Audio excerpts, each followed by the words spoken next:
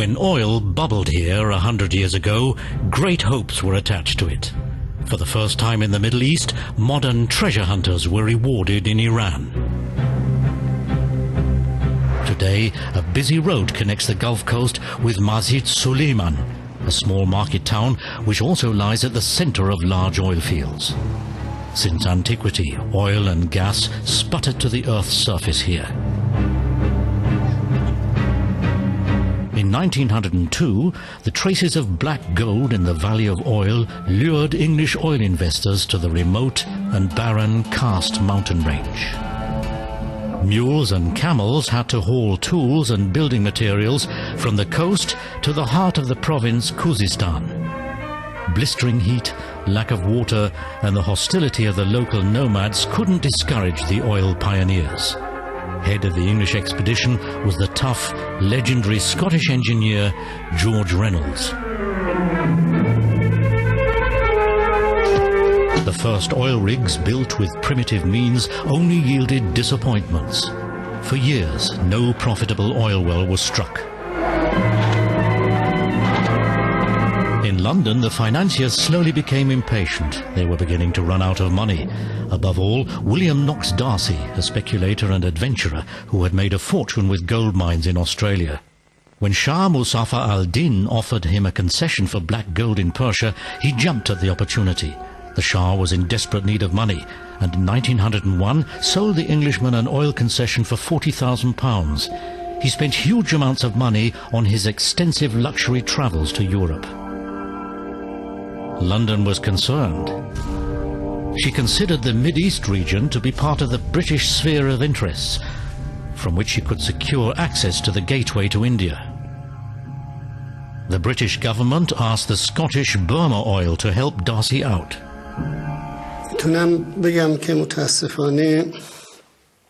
I regret to say that oil brought only ill to our country. The oil contract between Persia and Britain, or rather with a British company in 1901, was signed at a time in which two large imperial powers were ruling our country. One can say that, at the time, almost all the large economic sectors of the country were either under the control of Britain or of Russia. The two countries were rivals. Russia, as later the Soviet Union, were intent on ruling Iran alone, as plans show that only came to light later on. قصدش این بود که در مجموع با طرح‌هایی که بعداً روشن شد کل ایران رو بهش مسلط بشه. Power politics also played a role in the search for oil. In the eyes of the British, Russia, which had already occupied northern Persia, had to be pushed back and her advance to the Indian Ocean prevented. In the 7th year of their trial drillings, Reynolds and his men still fought against the unbearable heat and the perils of engineering. On the other hand, the financiers D'Arcy and Burma Oil were broke. In a letter dated the 14th of May 1908, Reynolds was asked to shut down the operations. The delivery of the letter, however, took weeks.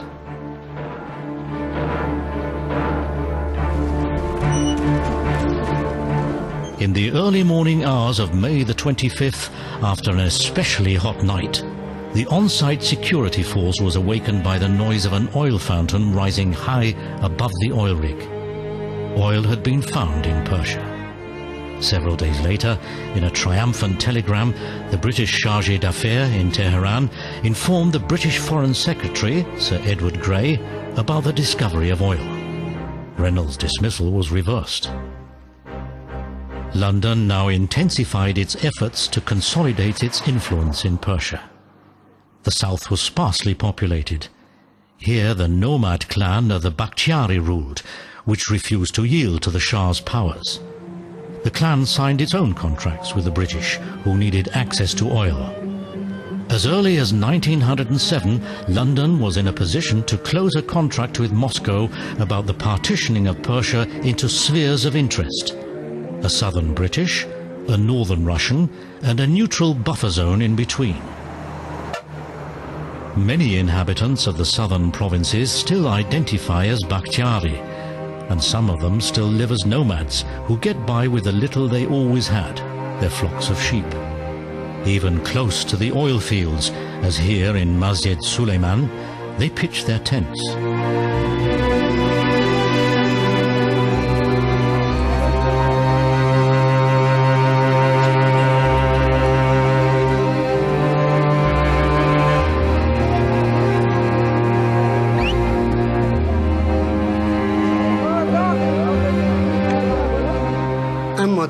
In fact, 5 important clans lived in this area. All of them were under the control of the British, and the oil fields were in this region too. Britain was convinced that this territory also belonged to them, as the local rulers did business with them. After the oil contract had been signed, one of the first things the British did in 1905 was to negotiate a contract with the Bakhtiari, without the Persian government being involved at all. From now on, the oil company was an independent government within Persia. Without regard for the Shah in Tehran, the British company concluded contracts with the nomad clans. Great Britain saw her power threatened by the German Reich, which challenged the navy with a fleet of battleships.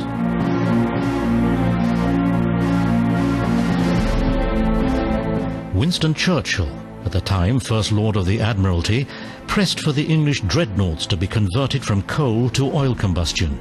In future, the ships had to be faster than the Germans, which ran on coal. In Istanbul, the Germans belatedly joined the race for oil. Turkey asked the friendly German Reich for the construction of the Baghdad Railroad, so she could access her Arabian province, Mesopotamia. Later, it was to be built all the way to Basra at the Persian Gulf. In Mesopotamia, the later Iraq, one expected to find rich oil resources. The Kaiser, who had himself portrayed in an Ottoman Pasha uniform, gave top priority to the construction of the railroad. The satirical newspaper, the Lustigen Blätter, ridiculed the imperialistic project, paved the way for German cultural activities in the Orient. German financial interest for the project was never publicly disclosed. Only when the Kaiser exerted pressure did the Deutsche Bank agree to provide financing. Despite enormous technical difficulties, the construction of the railroad made good progress. During World War I, the collapse of the Ottoman Empire, however, forced a stop to construction work. Baghdad was still far away. Led by the famous Lawrence of Arabia, Arabian guerrillas blew up rail segments over and over again. In Persia, the English were faster. With the help of only a single pipeline, they were able to transport the oil from Masjid Suleiman to the coast. Over a stretch of 200 kilometers, the pipes had to be laid through 2 rocky hilly ranges and a broad desert plain. As roads, lines and bridges were non-existent, this could almost only be achieved by sheer muscle power, and with the help of thousands of horses, mules and camels. Only in the more flat terrain, tractors could be used.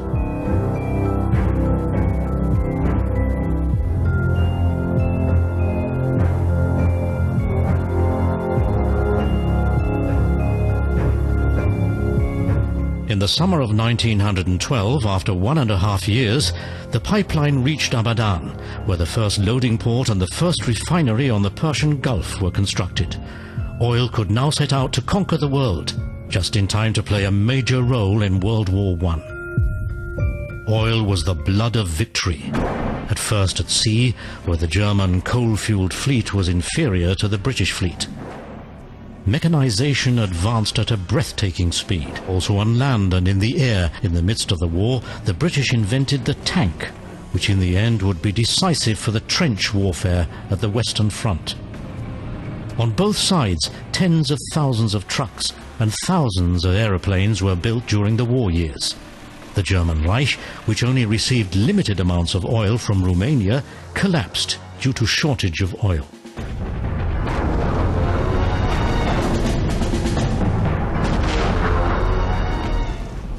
In 1918, the Ottoman Empire collapsed. The British, together with their Arab allies, drove the Turks out of Mesopotamia. The war had confirmed Churchill's point of view. Without oil, a great nation could not survive. At his behest, the British state, by an Act of Parliament, strengthened their shares in the Anglo-Persian Oil Company.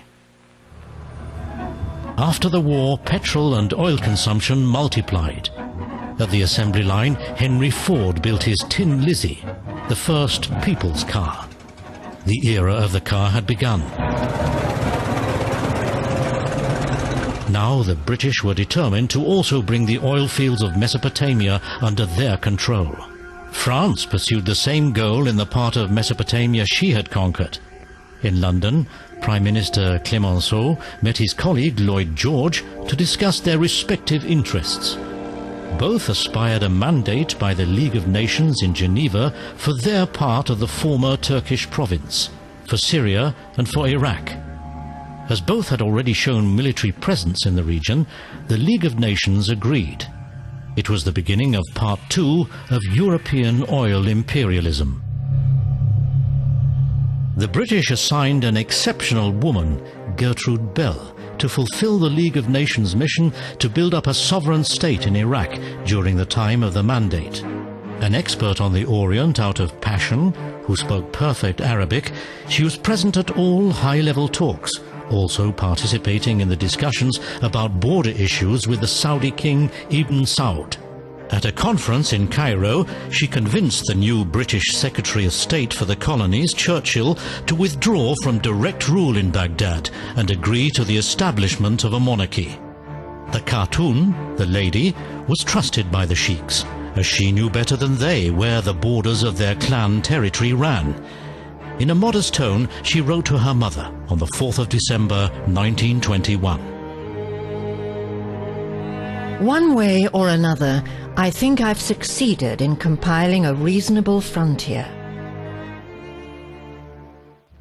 The Armenian oil merchant, Calouste Gulbenkian, helped the British consolidate their oil empire. Known as the incredibly rich Mr. 5%, he was a partner in the Turkish Oil Company, in which the Deutsche Bank also had a holding of 25% since pre-war times. But the German losers were now expelled. The Anglo-Persian Oil Company, which since 1914 also had a holding in the Turkish Oil Company, was now in charge. She accepted the French as the heirs to the German interest, but no American oil companies. Washington was up in arms against the British monopoly and demanded its own concession for Standard Oil as an alternative. Due to British pressure, Baghdad denied this request. Alan Dulles, the Near East representative at the State Department at the time, was a particularly persuasive advocate of an open-door policy. In the end, London yielded in favor of Standard Oil and its ruthless president Teagle. It needed American funds for the development of the Iraqi oil fields. Standard Oil took over the leadership of an American consortium, which was given a holding of almost 24%. The newly founded Iraq Oil Company was made up of 5 partners. The negotiations were only completed a few days before oil gushed out of the first oil well in Baba Gurgur, near Kirkuk, an area mainly inhabited by Kurds. In return for acting as intermediator, Gulbenkian was rewarded with 5% of the holding. As Mr. 5%, he became one of the richest men of his time. Gulbenkian now drew the red line on a large map of the Mideast, along the borders of the collapsed Turkish Empire, which obliged all associates not to single-handedly, and without informing the others, drill for oil in this region. As a result, Saudi Arabia was declared to be within Great Britain's sphere of interest. The British interests in Iraq were now administered by King Faisal I, who, after his coronation, was received by King George VI in London. As a Sunni Muslim and a member of the Hashemite dynasty, which had been expelled from Saudi Arabia, Faisal was disliked by many Iraqis, especially by the Shiites. He was regarded as a minion of the English oil imperialists, who could only rule with their military assistance. When Gertrude Bell went to that country, those were structures that nobody else knew how to live other than through these structures. People thought of themselves as members of tribes. They were not members of a state. Their loyalty was not to a state. It was not to a city. It was to a tribe. And that tribe would move, and that tribe had relations with other tribes and so on. But those kinds of relations, social relations, have long since gone. Near Baghdad, the British ran the air base Habania, which Iraqi insurgents, with the help of German Messerschmitts, had dared to attack in 1941. The German planes came from Syria, at the time still a colony of defeated France. The British effortlessly dealt with the attacks and the German warplanes. For the rest of the war, British troops stayed as occupation forces in Iraq. In the Suez Canal, the American cruiser Quincy was the setting for a surprising stopover by President Roosevelt on his way back home from Yalta. He met with the Saudi Arabian King Ibn Saud, who arrived with a large entourage on the Quincy. In February 1945, at the Conference of Yalta, post-war world order had been discussed. But Roosevelt had more in mind. He also wanted a new oil order. Roosevelt had singled out the king to play a special role in the fight for oil. In this scheme, the close ally Churchill only played a minor role. Disgruntled, he made a formal call on the Quincy. During the war, America had, through the Lend-Lease agreement, not only supplied 90% of the Allied oil and petrol needs, but had also delivered great amounts of war material. As a result, American citizens had to put up with petrol rationing.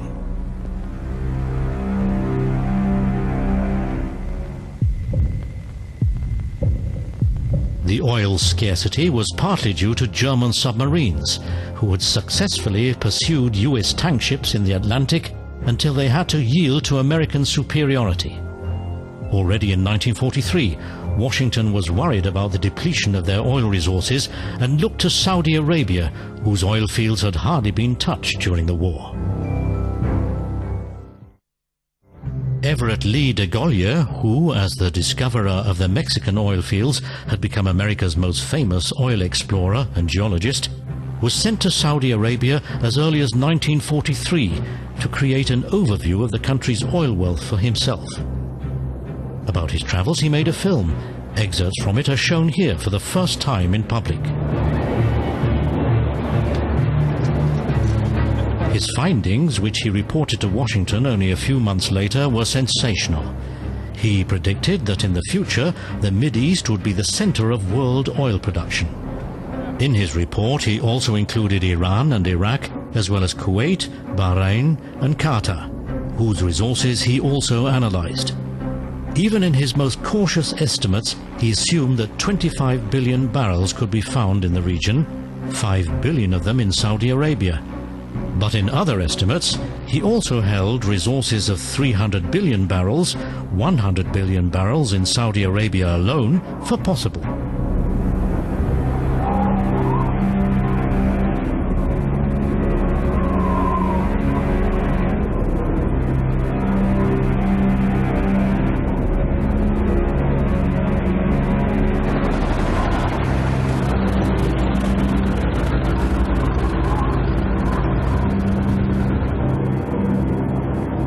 After encounters with poor and strictly religious locals, he recognized, with great foresight, the social and political impact which an oil boom in the region would have upon the people. He recommended letting them participate in it as much as possible.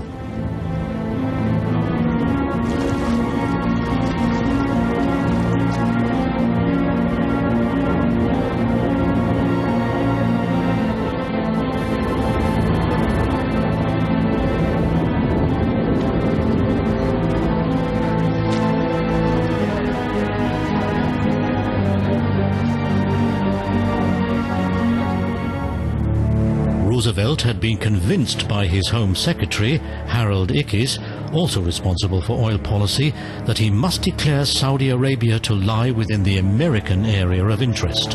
To the British ambassador in Washington he said, The Persian oil is all yours. The oil in Iraq and Kuwait we will share. As to the Saudi oil, it belongs to us. Roosevelt made it brutally clear to the British that he would not accept their claim to Saudi Arabia. Ibn Saud's empire, at the time barely 20 years old, had emerged from a pact between the clan Saud and religion. In the 18th century, the Sauds had joined forces with the sect leader Abdul Wahhab, who preached a return to the Puritan belief of the Prophet Muhammad, and who called for jihad, for the holy war against the infidels. And Abdul Wahhab declared the Quran to be the constitution of the country. Ibn Saud was also a fervent Quran scholar and a strict Wahhabi, who was preparing to reconquer the Saud tribal area and the capital Riyadh, both of which had been lost in battle to the Jabal Shammah tribe neighboring to the north, and its rulers, the Al-Rashid family. The Bedouins in this region, in the Najd, a barren, dry and hot high plateau, were also strict Wahhabis and feared warriors. From their midst, Ibn Saud formed a powerful troop, the Ikhwan. The Ikhwan's heroic deeds and the recapture of Riyadh at the beginning of the 20th century are part of the Ibn Saud myth, shown here in Hollywood manner in a film produced by the Saudi oil company Aramco. The attack on the Rashids, who were allied with the unpopular Turks, was supported above all by the Wahhabi clergy, who thus hoped for the re-establishment of the theocracy and return to their old power.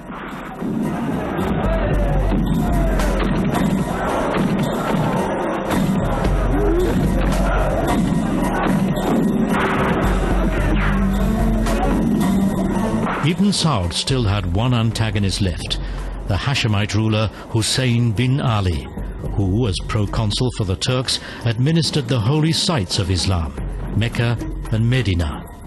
In 1918, after the overthrow of the Sultan, Ibn Saud attacked. His Ikhwan troops committed such atrocious massacres that Mecca surrendered without a fight, and Medina fell after a cruel siege. The unification of the country by sword was completed, the green flag of the Prophet waving everywhere. Wahhabism arose in the 18th century in Desert Arabia. It was one of several movements, how shall I put it, reaction and response to the growing power of the Western world. Unlike the others, it was not primarily anti-Western. The diagnosis of Ibn Abdul Wahhab was something like this: we have fallen behind, we have become poor and backward because we have abandoned the true faith. We have begun to imitate the ways of the infidels and follow wrong paths. So whereas the reformist movements said more modernization, the Wahhabis said what modernization, which is really westernization, is the source of all our problems. And they wanted to go back to the past, which of course means an imaginary past, not the real past. To be in control of Mecca was important for Ibn Saud. Now he could pose worldwide as the custodian of Islam, and the hundreds and thousands of pilgrims filled the treasury with money.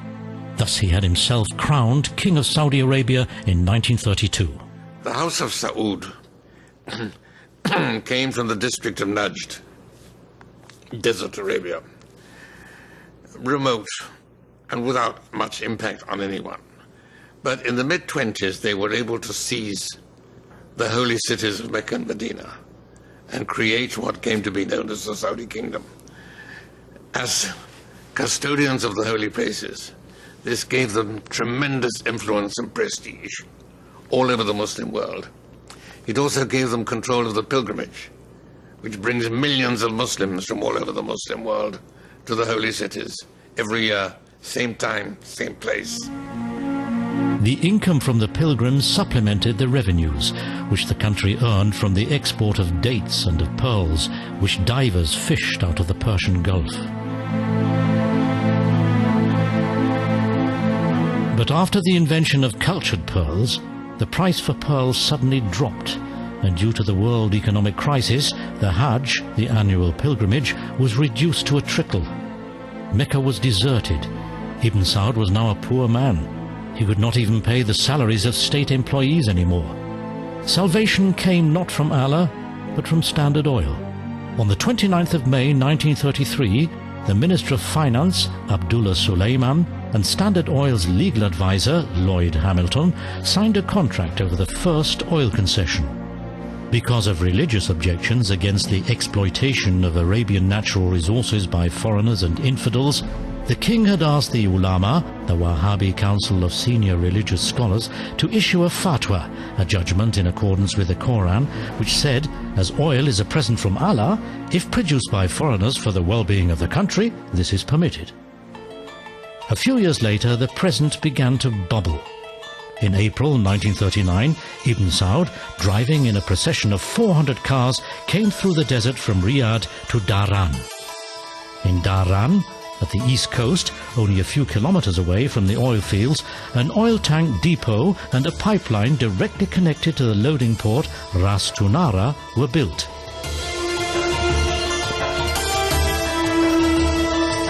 The Standard Oil tanker D.J. Schofield was chosen to load the first oil cargo for export.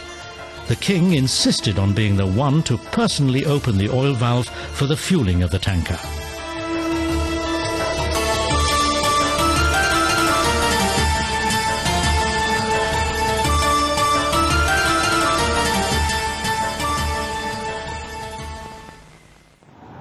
Today, a simple memorial with the inscription Prosperity Well reminds one of well number 7 from which the first oil flew. Prosperity Well, a self-conscious sign of wealth and power. Behind, around Dhahran, on the outskirts of Gawa, the largest oil field in the world, an oil dorado, spreads out on the Gulf Coast, with huge oil bunkers and the world's largest refinery. The sudden flow of money beyond the wildest dreams of avarice. So you suddenly have this combination of a monarchy in possession of the holy cities, in control of the pilgrimage, and unlimited money, all of them at the disposal of the Wahhabis. This made Wahhabism a world force. It gave Wahhabism a tremendous impact wherever there are Muslims. And it made a world force of what otherwise would have been an extremist fringe in a marginal country.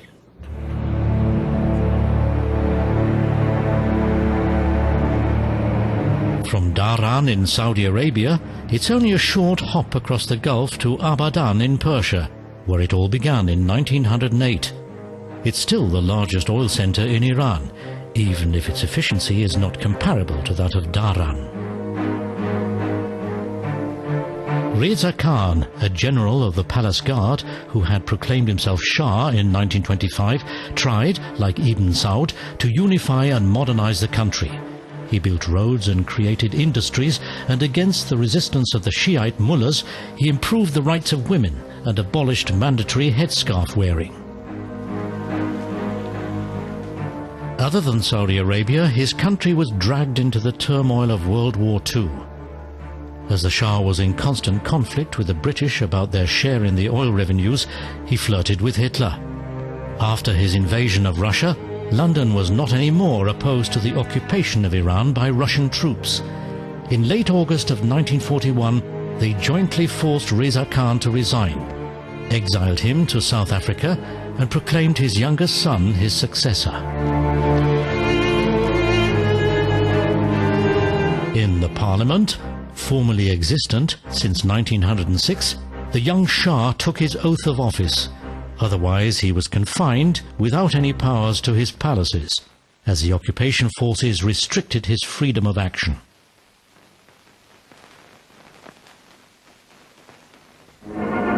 Stalin enjoyed some popularity in the poor country. Due to American pressure, he all the same agreed to withdraw his troops from northern Iran at the beginning of the Cold War in 1946. In Tehran, they were bid farewell in a friendly manner by the population. What remained was a strong communist party, the Tudeh Party, which fought against the British oil lords, the Americans, the landowners, and against the mullahs, whose influence under the weak Shah was once again growing. Elected in 1951 for the National Front Prime Minister, Mohammad Mossadegh was also dependent on the Tudeh party. His aim was to nationalize the Anglo-Iranian Oil Company and to end British influence in Iran.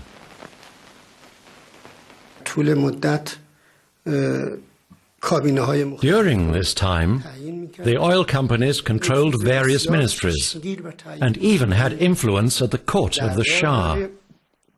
Thus, they virtually held all political power in Iran. Dr. Mossadegh fought with all his might for the independence of his country. He was especially concerned about the oil, but just as important to him was the independence of the Iranian people, so that they would be able to achieve their political and economic goals.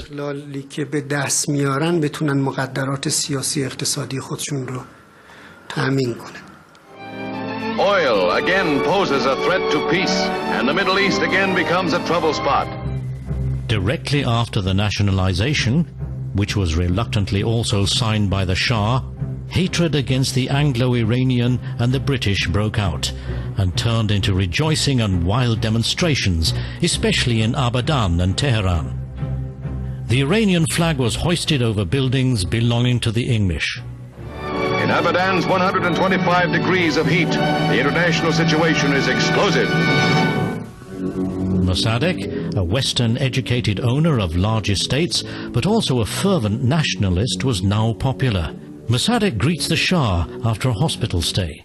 He only indicates a bow, and the handshake is cool on both sides.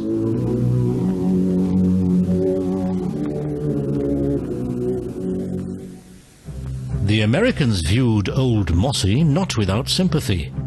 For fear of a British military operation in Iran, President Truman insisted on a mediation attempt, even though he called the head of the Anglo-Persian Oil Company, Sir William Fraser, a typical colonial slave driver from the 19th century. The hatred for the English led to more and more demonstrations, especially in Abadan. The tension escalated. The American ambassador delivered a letter by President Truman to Mossadegh in which he announced the arrival of his special emissary, Avril Harriman. Mossadegh, as often before, received his visitor in pyjamas, lying in bed, allegedly because of his tendency to bouts of dizziness.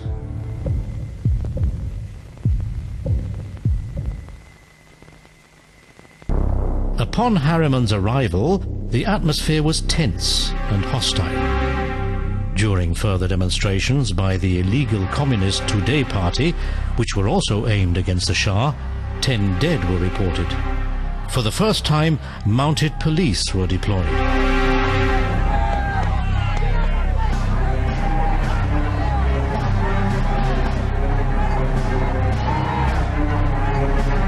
After weeks of negotiations, Harriman gave up. Mossadegh was not asking for higher stakes from the Anglo-Persian oil revenues, but as he feared for his power, he insisted on nationalization. On September the 25th, 1951, Mossadegh gave the British 1 week to vacate the facilities in Abadan.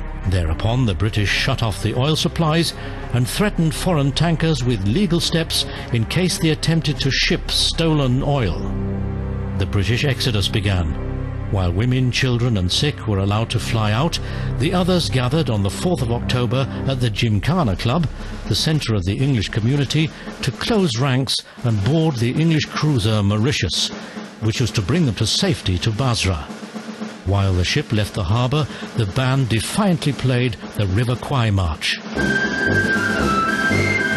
With this gesture, the 50-year-long British history in the Gulf came to an end. It symbolized the downfall of Britain's reputation and power in the world. But Mossadegh was in no situation to celebrate his success. The embargo imposed by Great Britain was showing results. The Abadan refinery stood still, the country on the verge of an economic collapse. به من پدرم روزی Every day my father gave me 1 Persian rial as pocket money. پولا رو جمع کرده بودم I saved the money to buy large banners, together with other children from the neighborhood who, like myself, were school children. رو اینا شعار نوشته بودیم. On them, we wrote slogans for Mossadegh and against the British and their oil companies. Then we hung them up around the city. اینا رو پخش می‌کردیم توی شهر با تیم دوستام. Mossadegh now wanted all power for himself and mobilized the masses against the Shah.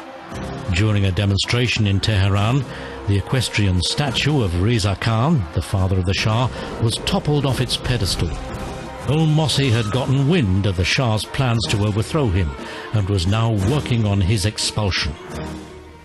The situation became threatening for the Shah and the Empress. They decided to temporarily leave the country and stay in the Roman Hotel Excelsior.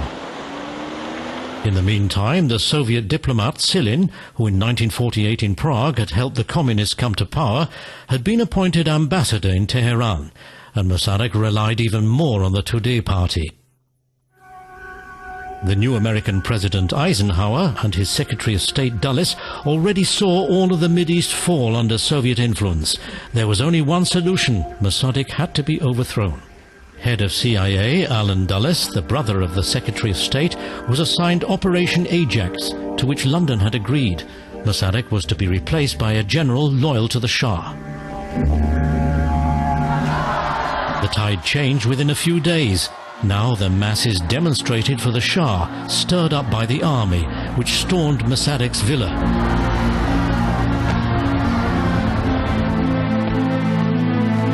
Old Mossi could only escape by jumping across the garden fence.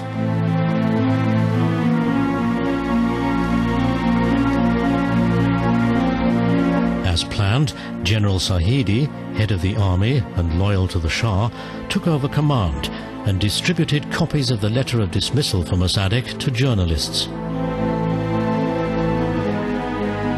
The next morning in Rome, the Shah boarded a plane and returned to Tehran. In the meantime, Mossadegh had been arrested at his country estate. A court sentenced him to 3 years in prison. After he served his term, he was placed under lifelong house arrest. آدم خیلی صادقی بود. He was an honest man, a great Democrat, and during his government we achieved a maximum of democracy, justice and independence. The more time goes by, the more students and young people realize that during this period we were having the best time of our lives. In his diary, President Eisenhower wrote about the CIA's success. The Operation Ajax seemed more like a dime novel than a historical fact. The Shah had come out of the crisis more self-confident and with the will to consolidate his power, which was to be reflected in his coronation. He also didn't want the British back. The oil and the facilities remained in national possession. But for management and distribution, he needed a new partner. The Americans seized the opportunity. Under their leadership, they formed a consortium made up of 7 Western oil companies, among them 4 American and the British Anglo-Persian as a minority shareholder. From all revenues, the Shah received half. The oil from Abadan was flowing again. At the time, Egyptian President Gamal Abdel Nasser was the most powerful man in the Mideast. He was an Arabian nationalist who hated Israel, the colonial powers and the oil companies. From the English and the French who operated the Suez Canal, he demanded payment of half of the fees. When both refused, he had the canal zone occupied and nationalized. Mossadegh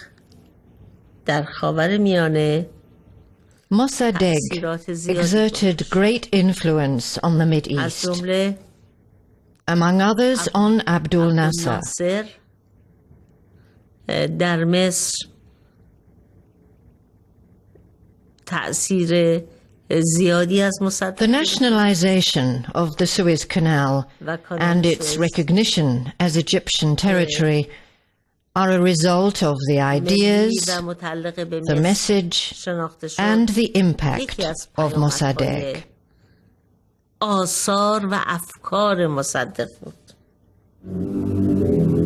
The British and the French planned a military intervention. To ward this off, Nasser blocked the canal by sinking ships filled with stones and cement.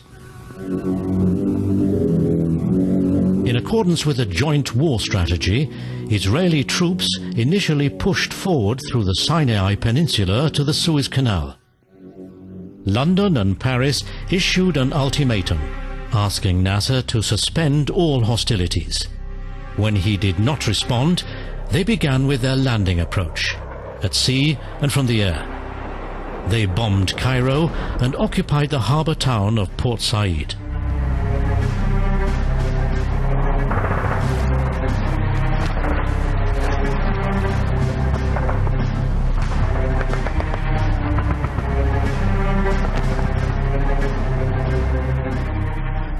For England's Prime Minister, Anthony Eden, Nasser was a second Hitler, whom one had to oppose with all one's might. He has followed Hitler's pattern, even to concentration camps and the propagation of Mein Kampf among his officers. He has understood and used Goebbels' pattern of propaganda in all its lying ruthlessness. In the meantime, the Arabs and the Saudis had stopped their oil shipments. In Europe, petrol became scarce, and the British, who since the downfall of their empire were basically bankrupt, ran out of money. Moreover, the English and French adventure in the Suez Canal took place at the same time as the brutal suppression of the uprising in Hungary by Soviet tanks. Therewith, they had morally discredited their intervention and provoked unfriendly comparisons on an international level, especially in the White House. The United States was not consulted in any way about any phase of these actions, nor were we informed of them in advance. In the circumstances I have described, there will be no United States involvement in these present hostilities. It is our hope and intent that this matter will be brought before the United Nations General Assembly. After President Eisenhower refused to supply Paris and London with oil and money, the English and the French had no other option than to immediately withdraw and leave the reopening of the Suez Canal to the UN Blue Helmets, as initiated by Eisenhower.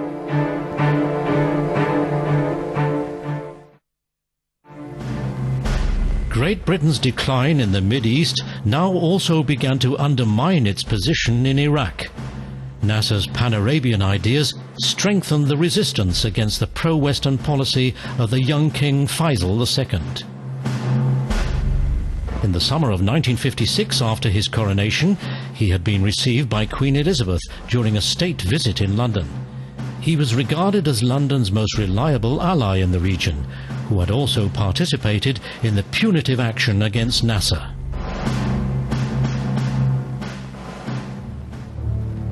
Influenced by Nasser, Egypt's free officers, initially a secret society within the army, were gaining more and more influence over the nationalistic masses.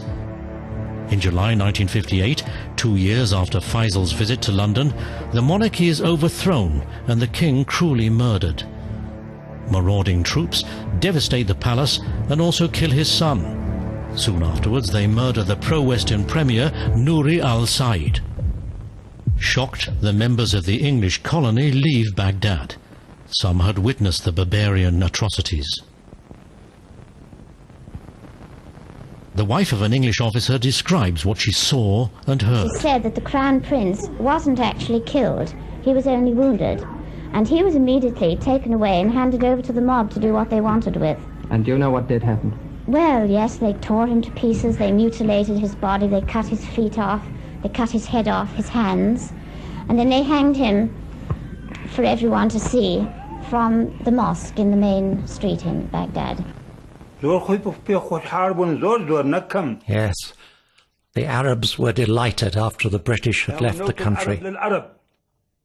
Their slogan was Naft al-Arab lil Arab, which means Arabian oil for the Arabs. The British themselves were to blame. They were too powerful and too arrogant. They couldn't tolerate any criticism. Quickly, the rebellious officers occupy the state radio station in Baghdad. They hardly encounter resistance. The leader of the coup, General Abdul Qasim, speaks to the people in a radio address, which is also supposed to appease the audience abroad. Our revolution is a real reaction against tyranny and corruption. Our foreign policy is to work for peace and cooperate with the other nations.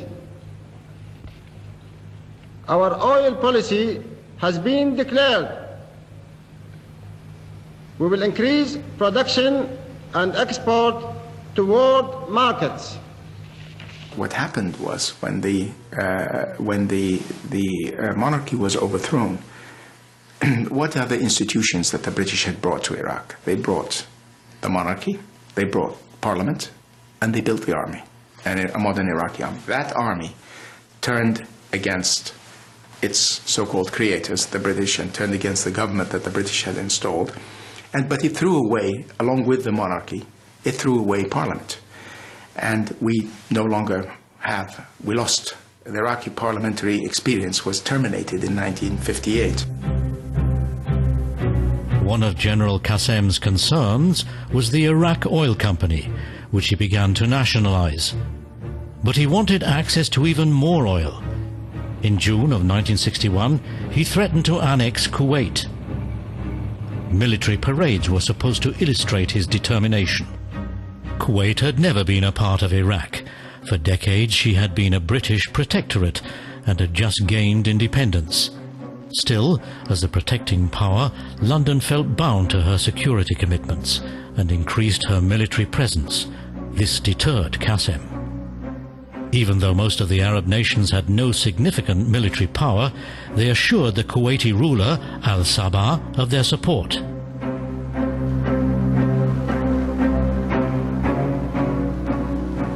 They had money. Great Britain did not. She was going through another economic crisis and sought to solve her problems by devaluating the pound in 1967. The Labour government under Prime Minister Wilson hoped for an economic revival, to no avail.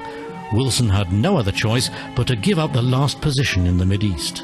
I made clear that following the evacuation of Aden, our defence planning will be based on the withdrawal of all our forces from our principal Far Eastern bases and from the Persian Gulf to take effect by the end of 1971. And if even with the strengthening of the industrial base which we are achieving, we can no longer afford the role of world policeman, equally we can no longer afford the role of world banker.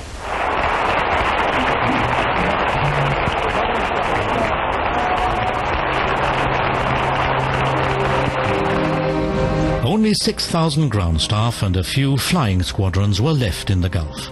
Matter of expense, annually £12 million. Too much for what was left of the empire. An offer by the United Arab Emirates to come up for the costs was rejected by London. Her soldiers were no mercenaries. In Iran, the Shah was already waiting to fill the power vacuum. Washington supported him. In the region, 58% of the world's certified oil reserves were to be found. I think the Shah was a very clever person, very curious. I knew him from '62, and I used to see him several times every year, and we discussed things. And at the very end, when he was convinced by Kissinger that he will be the gendarme of the Gulf, he became a bit arrogant, and he continued. Saudi Arabia was opposing a sharp increases in the price of oil, but he was convinced that with a sharp increase in the price of oil, he will make enough money to buy weapons. The Shah loved to hold military parades to demonstrate the power of his army and to show his weapons. He was one of the best customers of the American arms industry. In Tehran, President Nixon and Secretary of State Kissinger promised the Shah extensive weapon supplies. even though they knew that he had built up a despotic regime. The discovery of oil in the Middle East has been not a blessing, but a curse for those countries. You know, there is a saying, which is often repeated in the United States, no taxation without representation, meaning that in order to levy taxes, you have to permit some kind of elected assembly to obtain the cooperation of the people in levying and collecting taxes. No taxation without representation. Unfortunately, the oil countries of the Middle East have demonstrated that the converse is also true. No representation without taxation. Since these governments have plenty of oil money, they don't need to collect taxes from their people. They therefore don't need to pay any attention to the goodwill of their people. They can ill-treat them and suppress them and brutalize them as much as they wish. They have no need of popular support. They have therefore no need of popular assemblies of any kind. And in this respect, I would say that the discovery of oil and the commercial exploitation of oil has been a disaster for the region as a whole, in that it has enormously strengthened the power of the ruler, whatever kind of ruler it might be. It was one of the largest parties in history. In October 1971, the Shah issued invitations to join the festivities in the ancient city of Persepolis, marking the foundation of the first Persian Empire by Cyrus the Great 2,500 years previously. Kings, presidents and heads of state from 69 countries were invited. The celebration banquet was delivered by Maxime de Paris. The whole party cost $200 million. The show included a parade of floats with historical figures dressed in costumes from the time of the great Persian dynasties to the time of the Shah's father. At the alleged grave of Cyrus, the Shah took a theatrical oath. "O Cyrus, great king, king of kings, I, the Shah-in-Shah of Iran, will continue your work." In his megalomania, he had totally distanced himself from his people. 8 years later, the Shah-in-Shah was driven out of the country.